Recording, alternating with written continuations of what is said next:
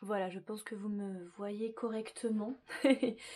J'espère que vous allez bien. Je vous retrouve pour une vidéo un petit peu dans le noir parce que là, il fait un temps catastrophique, il pleut des cordes, les nuages laissent tomber, c'est le bordel. Donc du coup, je suis très éclairée, derrière moi c'est très sombre. Désolée, ce n'était pas voulu. Je vous retrouve aussi avec mes cadeaux de Noël qui sont sur mon lit. Que je suis en train de terminer de fignoler, mettre les prénoms, etc. J'ai encore des cadeaux qui vont arriver bientôt. Bref, voilà, dans une ambiance de Noël avec un temps de merde. Voilà, clairement, c'est ça. C'est exactement l'ambiance dans laquelle je vous retrouve. Alors, cette vidéo va tout simplement parler de l'importance de se former lorsqu'on est maquilleur pro. Je pense que l'importance de se former vaut dans toutes les professions en règle générale. Mais peut-être qu'en effet dans le maquillage en particulier, il faut toujours être à la pointe, il faut toujours être sûr d'utiliser les bonnes techniques. Et c'est vrai que plus le temps avance, plus les techniques s'affinent. Il y a aussi des techniques actuelles qui sont vraiment pourries, on va pas se mentir. Mais on a quand même des techniques et des produits qui sortent qui sont de plus en plus intéressants. Et je pense que rester sur ses acquis n'est pas du tout une bonne solution. Je vous dis ça parce que c'est ce que j'ai fait pendant quelques années. Pas parce que je voulais pas me former, mais en fait j'y pensais pas forcément. Et, euh, et je me rendais compte que ben, je stagnais un petit peu. Alors j'avais toujours du boulot, ça c'est pas le problème. Mais dans ma façon de maquiller, voilà, des fois je rencontrais d'autres maquilleuses qui utilisaient telle ou telle technique que je ne connaissais pas. Ou je regardais sur internet et je me disais mais ça c'est super bien, j'aimerais trop essayer. Et puis donc au fur et à mesure j'ai commencé à me renseigner sur les réseaux sociaux. Donc j'ai fait YouTube, j'ai fait Instagram, j'ai fait Facebook, etc.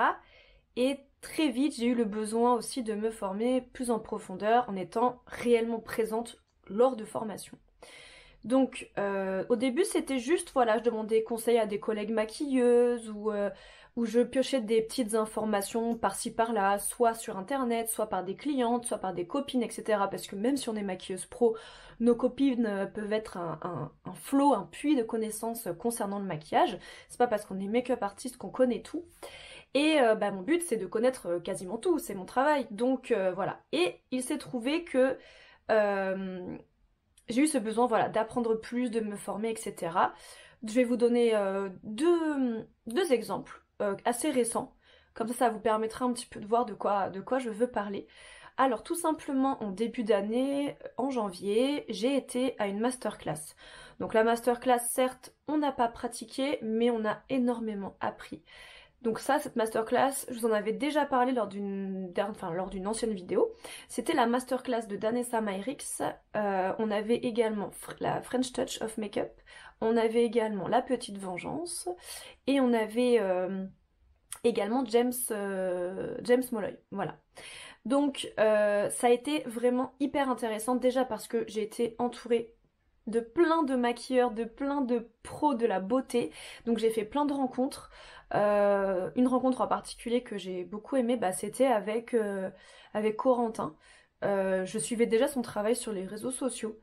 Et, euh, et donc quand je l'ai vu, je me suis dit, ah, son visage me parle et tout.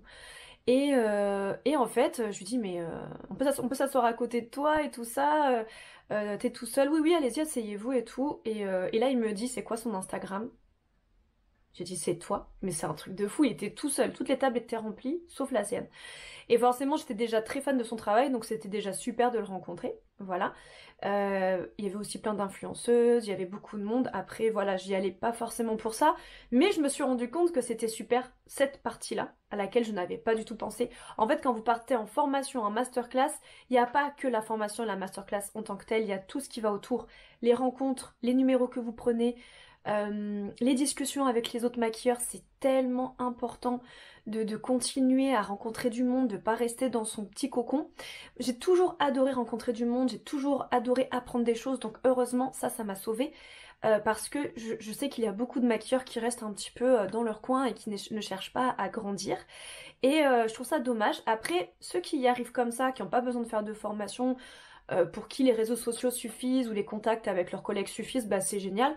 Moi je trouve personnellement que c'est super important d'aller sur place, peu importe où vous allez, d'aller là où ça vous parle en fait. Il y a beaucoup d'instinct là-dedans je pense, parce que clairement des masterclass et des formations, il y en a énormément, surtout à l'heure actuelle, hein. Le maquillage c'est quand même un gros business, on va pas se mentir. Donc cette masterclass elle a été géniale. Déjà j'ai appris plein de techniques que je connaissais pas. Enfin quand je dis plein, il y en avait quelques-unes que j'avais déjà vu passer, mais là on a pu rentrer vraiment dans le détail. Et il y a surtout une technique que maintenant j'utilise tout le temps, tout le temps, tout le temps. Donc vraiment pour ça j'en suis très reconnaissante. Et c'était aussi ce bonheur de me retrouver avec mes collègues maquilleuses avec qui je travaille beaucoup dans la région où je suis, qui sont aussi maintenant de très bonnes copines. Et c'était du coup super ce côté copine maquilleuse, ce côté on apprend des choses, ce côté on se retrouve le soir pour papoter de la journée, de ce qu'on a appris la journée pendant la masterclass. Il y avait quand même 4 maquilleurs relativement différents. Enfin, en fait, ils étaient tous super différents, en fait, pour tout vous dire. Mais voilà, ils avaient tous une patte différente, ils avaient tous... il y en avait qui étaient plus artistiques, d'autres qui étaient plus beauté, d'autres qui étaient plus maquillage de soirée, enfin... Après, ils savent tout faire, mais ce que je veux dire, c'est qu'ils avaient vraiment leur patte, ça se sentait. Et surtout, ils avaient une approche et une façon de montrer leur travail différente. Il y avait ceux qui sont vraiment des formateurs, ça se voit dans leur façon de montrer leur travail, donc eux, ils apprennent vraiment de façon technique. Et il y a ceux qui sont là pour faire un show et pour montrer leur maquillage, mais sans forcément avoir une approche pédagogue. Donc on apprend... Là, j'ai appris 4 types de maquillage de façon relativement différente, voire même très différente. Donc c'était vraiment incroyable. Et puis surtout, bah, on les a rencontrés, on leur a parlé. C'était pas juste on voit, ils s'en vont, et c'est voilà, il y avait vraiment un côté très humain. D'ailleurs, c'était Monochrome, la boutique de Paris, qui avait organisé cet événement et c'était vraiment extraordinaire. Voilà. Donc ça, c'est le un voilà, dans les plus récents que j'ai pu faire au niveau formation et apprentissage, il y avait ça. Et là, très récemment, j'ai fait une formation maquillage enfant élaboré. Mais Amanda, mais qu'est-ce que t'as foutu? Pourquoi t'as fait ça? Eh bien, figurez-vous que j'ai de plus en plus de demandes pour des maquillages enfants. Alors, pourquoi? Sûrement parce que, vu que le Covid, c'est entre guillemets fini, les gens ont envie de se faire plaisir et de faire plaisir à leurs enfants, et les événements reprennent de plus belle. Et comme plus le temps passe, pardon, plus j'ai, on va dire, un portefeuille client, on va dire, gros, et bien forcément, ben, j'ai forcément plus de demandes autres que ce que j'ai habituellement. C'est-à-dire, pour vous donner une petite idée un peu plus claire de ce que je veux vous dire, c'est que moi voilà, je suis beaucoup sur des shootings, sur des tournages, des mariages, des cours de maquillage, c'est vraiment ce qu'on me demande le plus. Et on me demandait un petit peu des maquillages enfants, mais c'était vraiment très rare. Et bien maintenant on m'en demande plus forcément, puisque je connais plus de monde, le peu de choses qu'on va me demander, ben on va plus me le demander, ça paraît évident. Et donc, une de mes collègues m'a proposé de faire cette formation, et c'est vrai que j'avais jamais vraiment utilisé mes points CPF, mon argent CPF. Et donc, sur le moment, je voulais garder cet argent pour me former en anglais. C'était mon but ultime. Et j'ai des clients anglais et américains, mais c'est pas ce que j'ai le plus, et au final, j'ai toujours réussi à me débrouiller, même si j'ai pas un anglais parfait. J'ai toujours réussi à me débrouiller, à me faire comprendre, et ça a jamais été un problème. Même si mon anglais est vraiment pas terrible, hein. On comprend ce que je dis, mais mes phrases sont pas bonnes. On va dire les choses très très très clairement. Voilà. Et je m'étais dit, cet argent-là, je le garde pour ça, je vais faire une grosse formation en anglais, je veux que mon anglais soit parfait, etc. Et après, je me suis dit, mais là, le plus important, c'est quoi? Le nombre de maquillage enfant qu'on me demande, ou le peu de clientèle étrangère que j'ai. Et en fait, les deux sont hyper importantes. Mais je me suis dit, dans le maquillage enfant élaboré, il y a beaucoup d'artistique. Et moi, l'artistique, c'est ce que je préfère. Et là où je suis le plus nulle,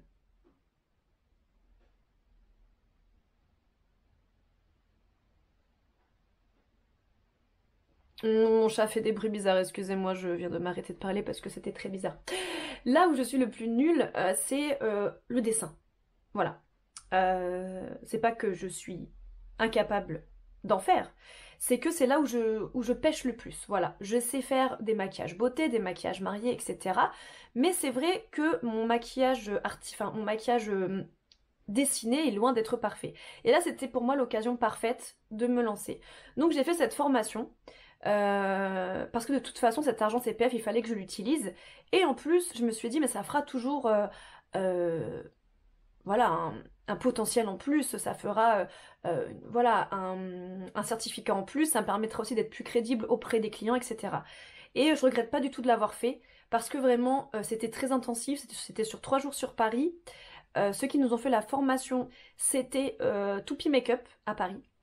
J'avais déjà en contact la directrice de Toupie Makeup qui m'avait déjà contacté pour des boulots dans le sud de la France. Et lorsque je rentre dans la formation le premier jour, qui je vois?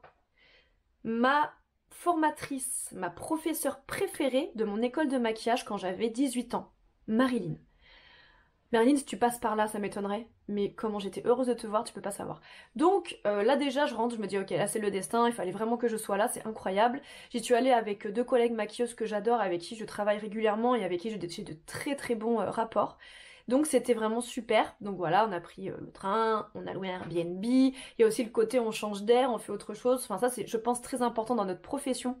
Même si on a une profession où ça change quasiment tous les jours au niveau des prestations, je pense que c'est nécessaire aussi de faire autre chose. Donc tout ça pour vous dire que j'ai donc utilisé mon argent CPF pour faire autre chose que ce que j'avais prévu à la base, mais au final, je suis très contente. Et là, c'est vraiment là que je me suis rendu compte qu'en effet, c'était vraiment nécessaire que je fasse cette formation parce qu'en fait, même si j'étais en niveau 2, donc c'est maquillage enfant élaboré, il y a aussi un niveau 1, et bien le niveau 2, heureusement qu'on a eu quand même un petit rappel au début de la formation du niveau 1 parce que je me suis rendu compte que je revenais de loin. Voilà. Donc on était toutes les trois plus une autre maquilleuse qui elle ne fait que du maquillage enfant, donc du coup c'était super intéressant, j'ai appris plein de choses grâce à elle. Et du coup pareil, on faisait une bonne équipe, on la connaissait absolument pas, mais elle était adorable. Et du coup ça me fait encore une autre connaissance trop bien. Donc comme quoi il faut vraiment sortir des sentiers battus, il faut tester des choses. Je pense qu'il n'y a que comme ça qu'on peut vraiment grandir, évoluer au sein de son entreprise, au sein de son métier, même si on n'a pas d'entreprise, qu'on est salarié ou qu'on fait autre chose. Vraiment, ça aide énormément, je pense. Voilà. Et du coup, cette formation, bah, elle m'a fait me remettre en question, elle m'a fait euh, voilà, apprendre des techniques, etc. Il faut savoir que moi, mon gros problème de base, c'est la confiance en moi. Et ça va beaucoup mieux avec les années. Mais là, le fait de me replonger, comme quand j'avais 18 ans, en plus avec ma prof de l'époque, c'était génial parce que je l'adorais. Mais ça m'a aussi fait me replonger à l'époque quand j'avais pas confiance en moi. Et du coup, ça a été psychologiquement assez éprouvant. Comme bah, du coup j'avais l'impression de plus du tout avoir confiance en moi et de redevenir la Amanda de quand j'avais 18 ans. Donc c'était un peu compliqué. Et comme en plus c'est la technique avec laquelle je suis la moins à l'aise, le dessin, bah, le fait de refaire des gouttes, des arabesques, des choses... Bon maintenant ça va, je suis beaucoup plus à l'aise. Mais sur le moment je me suis dit putain mais si j'arrive même pas à faire ça, je suis vraiment une merde en fait. Voilà ce que je me suis dit. Et du coup, bah voilà, je me suis bougé le cul, je me suis dit, allez, j'y vais quand même. J'ai passé l'examen, donc en fait, c'était sur 3 jours la formation, c'était lundi, mardi, mercredi. Et le mercredi après-midi, on avait l'examen pour avoir la certification. J'étais vraiment... Moi, je pensais honnêtement que j'allais pas l'avoir. Et j'ai eu 71% sur 100. Pour quelqu'un qui est nul en dessin, qui revient de loin. J'étais très très heureuse, hein, vraiment. Moi je pensais que si je l'avais, c'était à genre 50-51%, quoi, vraiment. Quand j'ai vu ma note, j'ai fait ok, bah ok, je suis très heureuse en fait, c'est très très bien. Donc vraiment, voilà, comme quoi on peut vraiment tout faire. On peut vraiment. Il faut toujours essayer d'aller plus loin que ce qu'on arrive à faire pour grandir, etc. Après, il faut être prêt dans sa tête, il faut être prêt psychologiquement, mais vraiment.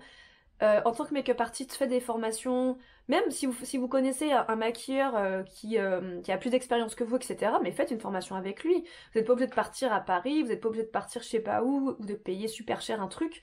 Faites ce qui vous parle, écoutez votre instinct, mais vraiment formez-vous.